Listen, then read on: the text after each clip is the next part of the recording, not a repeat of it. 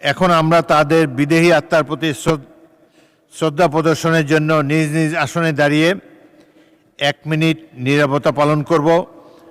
তারপরে মোনাজাত করা হবে। মোনাজাত পরিচালনার জন্যে আমি জনাব আশরাফ উদ্দিন নিজাম হুইপ তাকে অনুরোধ জানাবো। 1 মিনিট নীরবতা, তারপরে মোনাজাত হবে।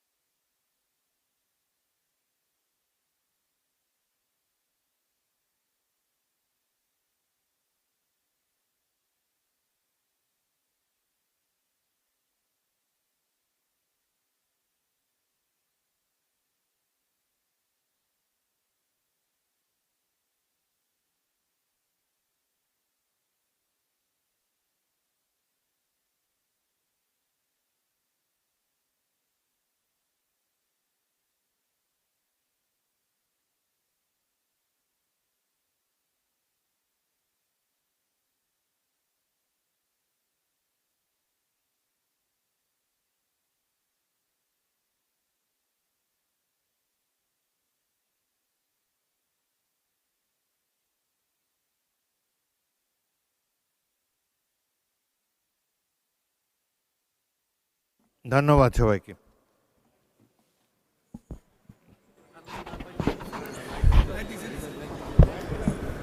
আশরাফ উদ্দিন নিজাম, আপনি মোনাজাত পরিচালনা করুন। বিসমিল্লাহির রহমানির রহিম। আউযু বিল্লাহি মিনাশ শাইতানির রাজিম।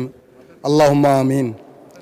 রব্বানা আতিনা ফিদ দুনিয়া হাসানাতাও ওয়া ফিল আখিরাতি হাসানাতাও ওয়া কিনা আযাবান নার। ওয়াদখিলনাল জান্নাতা মাল আবরার বিরহমাতিকা ইয়া আজিজ ইয়া গফফার ইয়া রাব্বাল আলামিন। ইয়া আল্লাহ, ইয়া রহমান রহিম, আমরা এই জাতীয় সংসদে মাননীয় স্পিকারের নেতৃত্বে কিছুক্ষণ আগে আমাদের মধ্য থেকে যে সমস্ত মাননীয় মন্ত্রী, সংসদ সদস্য, হুইপ ইন্তেকাল করেছেন, ওনাদের জন্য শোক প্রস্তাব এনেছি। আল্লাহ যেন ওনাদেরকে বেহেশতের সর্বোচ্চ মাকাম দান করেন। ইয়া আল্লাহ, আমাদের নেতা শহীদ প্রেসিডেন্ট জিয়াউর রহমানকে আল্লাহ যেন বেহেশতের সর্বোচ্চ মাকাম দান করেন।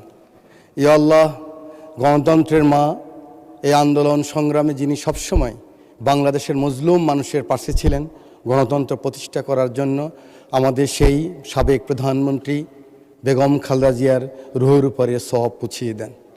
ইয়া আল্লাহ, আমাদের সংসদ নেতা, মন্ত্রীবর্গ, সংসদ সদস্যবৃন্দ, বিরোধী দলীয় নেতা সকলের আল্লাহ যেন নেক হায়াত দান করেন।